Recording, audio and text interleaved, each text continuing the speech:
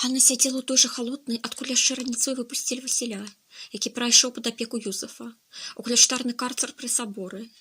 Месцілася на той жа кучы саломы і на тым жа ланцугу, якія яшчэ захоўвалі памяць аб былым падапечным. Салома была прымятая, падмоклая. Ганна грэбліва адпіхнула яе ў бок і ўселася на голай зямлі, падклаўшы пад ней світку. Аб ёй нават паклапаціліся, прынеслі жбан з вадой і кавалак хлеба. У баку стаяла адхожае вядро, якое Васіль, напэўна, не заўважыў. Альбо не быў прывучаны да такой раскошы. Яна яшчэ пыхала гневам і абурэннем.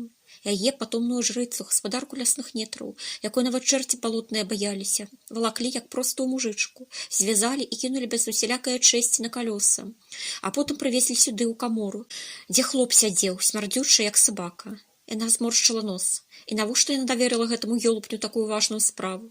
Нейкі бес папутаў, і здалося, што гэты калматы падыходзіць на ролю небаракі-атрутніка найлепшым чынам. Было бачна, што ён і маці родную прыдасць, было б за што, а калі яшчэ нальеш, дык лічы, што і яго душу купіў.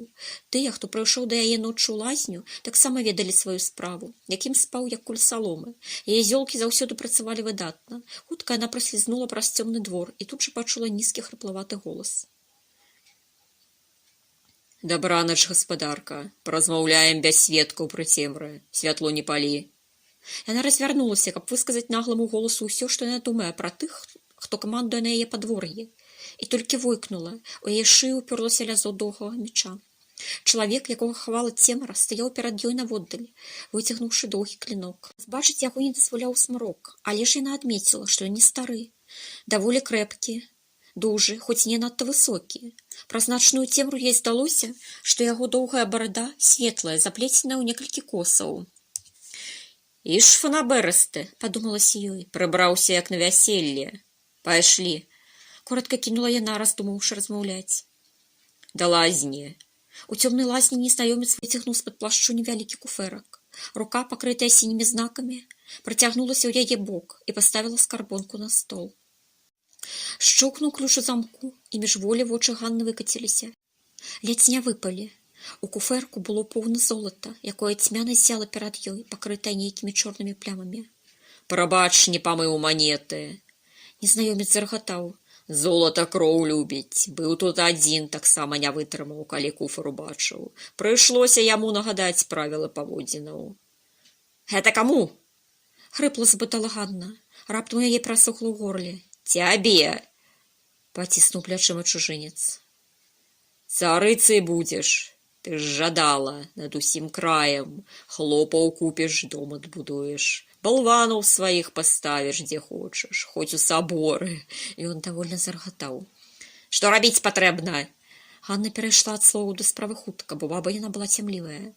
«Рабіць? Хай хлопы робяць, пся крэў». Незнаёмец ізноў рассмяяўся. «Забіць, даражэнькая. Усяго толькі трэба забіць». «Каго?» Ганна ўзняла на яго вочы, адарваўшыся ад куфэрка. Манеты яшчэ стаялі перад ёй, зялі тусклым златым бляскам. «Каго? Пана, світу, ваяроў усіх. Акрамя яе пакінь. Нам яна патрэбная. Мне патрэбная». Ён усміхнуўся праз цемру. «Лічы, што я яе мяняю на гэты куфэрак. А забіць іх прыйдзецца. Бо як жа ж ты яшчэ мне яе даставіш?» «Навошта табе гэтая сучка драная?» Ганна усміхнулася. «Няўжо ж яна куфэрка золата каштуе?» «Не твая справа». Голас незнаёмца быў халодны і рэзаў быццам лязо. «А, разумею», — працягнула Ганна, прыжмурыўшыся. «Пёс юрлівы, ну як хочаш. Калі больш дзевак не знайшоў, то падмагну табе. Не бойся. Тут большае, чым маё жаданне. Мяне паслаў гаспадар, якога ты ведаеш. Ведаеш добра, бабка, твой гаспадар». Ганна скінула на яго вочы. «Які мой гаспадар?» Раптам яе голас задрыжэў. «Той, каму ты трэбы крывавыя прыносіш. Чорных пеўней ды варон, ды казлоў з казлянятамі, авечак, курэй. Працягваць? Чыёй крывёй ты яго задаволіць думаеш?» Ён з пагарды сплюнуў. «Мой уладар любіць іншую кроў, чалавечую, а ты, баба дура, са сваімі зёлкамі і курамі, лічыш сябе паганскай каралевай ды ваўхвом». Тут ён дабавіў непячатнае слова. Павучыць бы цябе, як мае быць багоў шаноўваць. Ды ж ты звар'яцееш, яшчэ і падохнеш, а ты нам патрэбная. Дурасць гэта нічога, мы цябе і пакажам, і раскажам, а калі ж ты, дура, адмовішся, то гаспадар сваёй уласнай персонай за табой прыйдзе. І пасмажым мы цябе, як кабана на верцеле, перад яго выявай. Сала ў табе шмат, будзеш толькі патрэскваць. Але ж мы справядлівыя, і тыя, хто нам добра служаць, атрымоўваюць столькі, сколькі не марылі. Мы такія багацці ў руках трымалі, не тое, што ты ў сваім лясу.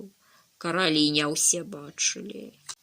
Мы на стругах далёка хадзілі, у такія краі, дзе сонца не заходзіць і не ўсходзіць, і дзе зямля такая гарачая, што пекла дыміцца пад нагамі.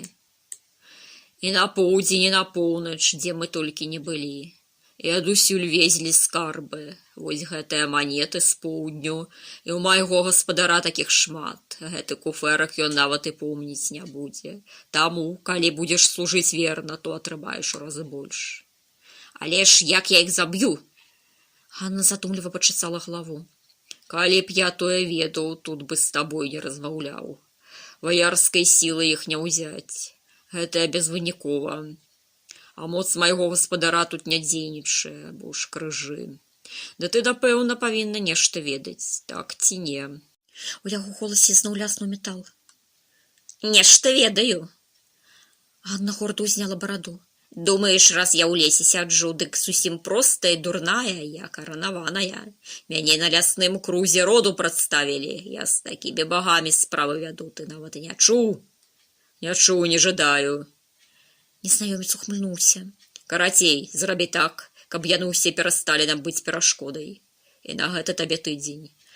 Скарбонку я пакідаю, табе для пакрыцця расходаў. Праз тыдзень з'яўлюся з другім куфэркам, такім жа поўным. Але ж справа павінна быць выканана раней. Мы тут за ўсім сочым, у нас свае глаза і вушы. Сярод мужикоў ёсць нашыя і сярод іншых. Адпрацую, так, што ты мне яшчэ ўдзячны будзеш. Я справу ведаю.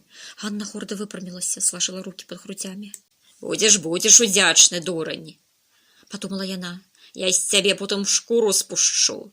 Ты толькі дай мне разабрацца, хто тут і што. А золата мне лішнім не будзе. Цьфу. Яна ў думках сплюнула. Але ж справы пайшлі неяк не так, як яна меркавала. Спачатку ўсё было добра, і народ плёткам паверыў, і гэты прашчалыга знайшоўся. Аднак потым усё павярнулася нейкім супраціўным ёй бокам. І вось яна тут. Сядзіць у цёмнай смярдзючай каморы і чакае прысуду свайго ворагу, таго, каго яна намервалася атруціць. І што ёй, спрашваецца, чакаць у гэткім чыне? Напэўна ж, нічога добрага.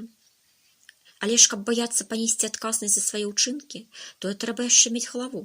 І нешта ў ёй, чаго, на жаль, у Ганны было небагата. Асэнсоўваць зробленае яна наогул не ўмела і не пыталася. Было даволі таго, што яна жадала, і гэта апраўдвала ўсе яе ўчынкі. Спачатку была яна, яе персона, якая ёй здавалася самай важнай у свеце, а потым ужо ўсе астатнія. І праз гэты маральны кодэкс яна мерала ўсіх і ўсё вакол. Тое, што добра для яе, тое добра наогул, а тое, што дрэнна, тое дрэнна. Калі ўсё вакол адбывалася для яе прыбытку і ўшанавання, то сусвет рухаўся ў правільным накірунку. Калі ж з ёй ці ў яе адбывалася нейкая нястача, тое было аб'ектыўна блага. Добрыя ўчынкі яна, канешне ж, рабіла, але толькі тады, калі гэтае дабро супадала з тым накірункам, у якім яна рухалася. Некалі гэты накірунак супаў з Міхасёвым, і калі яны баранілі памежжа ад пошасці, якая палезла з таго свету, гэта пагражала перш за ўсё менавіта ёй, месцу, дзе яна жыла, якое лічыла сваім. Але ж бэдуш з Іванам яна таксама лічыла быццам бы сваім працягам. З цягам часу планавала перадаць дзяўчыне свае сілы, а на Івана дык наогул былі напалеонаўскія планы. Ну і што яго нарадзіла гэтая чорная жыдоўка? Затое яна ад самага нараджэння прысвяціла дзіця сваім уласным багам і была ўпэўнена, што яны ёй за гэта будуць удзячныя. Яна наогул так заўсёды рабіла. Калі прымала дзіця, то аддавала яго ці перуну, ці велесу, ці леле, альбо макошы. Ды ці мала багоў вакол, і ўсіх трэба неяк задобрыць, падкупіць. Гэты выпадак для яе не быў выключэннем. Міхася яна наогул сур'ёзна не разглядала. Нейкі валацуга з лесу без роду племені, саманазваны чараўнік, Нікіфаров сын названы. Такіх сыноў, як у лесе паганых грыбоў, з роду ён калачага, князскага, глядзі ты. І на тых ваўкоў праз плячо аб хвою кідала адным махам. Магла быць злейшая за самага мацёрага ваўка. І спевы супроціў іх ведала, і замовы. Праўда, правяраць не давадзілася, аднак яна была ўпэўнена, таму і не давадзілася, што яны яе баяліся і не падыходзілі. Што гэта Міхась параніў іх край ваўкоў ды іншай пошасці, тое было ёй невядома, ды і нецікава. Але ж цяпер усё пайшло неяк зусім цераз пень калоду. Чаму яна не можа даць рады гэтаму іх укрыжаванаму богу? Гэтым іх палкам, збітым крыж-накрыж, што такое з імі ўсімі зрабілася, што яны наогул багоў шанаваць перасталі і яе Ганну баяцца. Да таго ж, роды ў баб цяпер нейкая лекарка прымала з манастыру. Хварыла не па-нашаму, але ж справу, казалі, ведала, і бабы сталі да яе хадзіць проста адна за адной. Да Ганны, канешне ж, у лазню таксама хадзілі, але ж усё больш з іх хрэпавала паганскай хатай да лесуновай жонкай, за якую яна сябе выдавала. Ах вы, брыдота, я вам яшчэ пакажу, дуры бабы. Вы да мяне самі пабяжыце, толькі позна будзе. Яна забылася, дзе знаходзіцца, і сплюнула на салому. Глядзі, салому не падпалі, пыхаеш, як змей. Яна, праўда, макраватая, ды ад тваёй злосці можа і заняцца. Пачуўся знаёмы голас, здзеклівы. Яна ўзняла вочы і зноў плюнула. На гэты раз не на зямлю, на Міхася. Ён увярнуўся, і сліна праляцела некуды ў дзверы. Хтосьці са стражнікаў вырагаўся. Ну і баба, чыстая кікімара, пачуліся словы.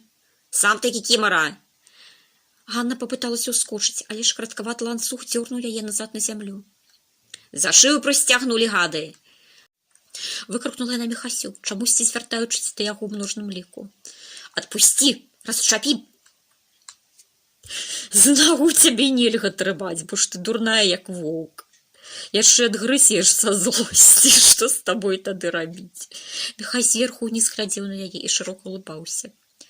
Радасна. Чаго улыбішся?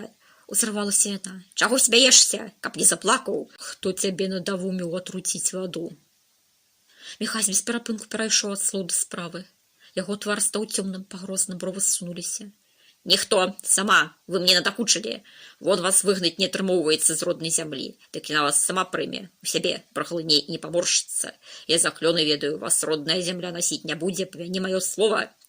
Ганна ўзнялася як магла, але ж трымалася, што на 4 нагі. Ой, якая ж ты дурная. Міхась паморшчыўся. Гэта адкуль? Ён дастаў манету і паднёс да яе вачэй. Яна паспрабавала выбіць яе ў яго з рукі, але ж рука хутка ўзнялася ўгару, і яна ледзь не звалілася наперад. Ды не пусціў ланцуг. Ты ж сама сабе шкоду робіш. Міхась паціснуў плячыма. Адкуль манета? Раптам ён іхнуўся да яе, блізка, так што яна адхіснулася. Было бачна, што не жартуе. Прама тут мяне забі. З пагардай вымавіла яна. Не скажу. Забіць цябе справа невялікая. Ён усміхнуўся. Дарэчы, я б на тваім месцы так мяне не падганяў. А то і праўда здзейсніцца твая мара. І адправішся ты да сваіх багоў пешым ходам. Магу і не вытрымаць.